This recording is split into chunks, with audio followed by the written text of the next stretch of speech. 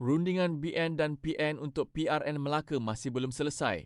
Tetapi kali ini, Abdul Hadi Awang mengingatkan satu perkara yang mungkin menjadi penentu.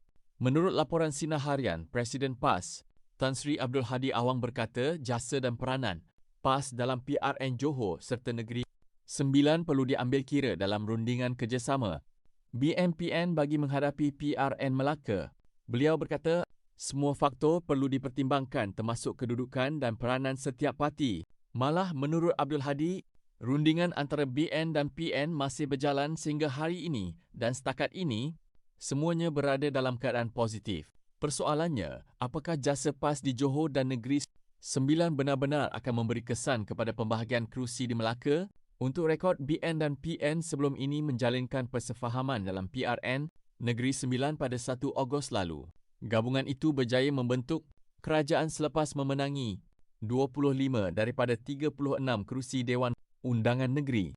BN memenangi 18 kerusi, manakala PN yang diwakili PAS dan Wawasan memenangi 8 kerusi. Namun situasi di Johor berbeza.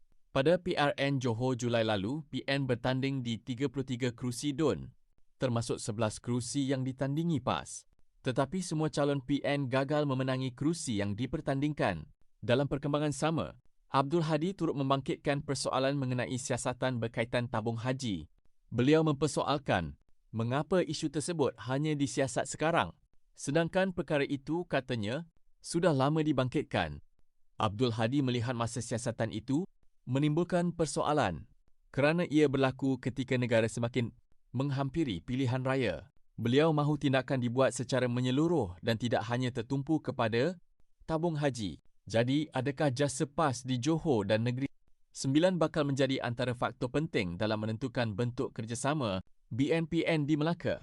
Rundingan masih berjalan dan keputusan akhirnya masih belum diketahui.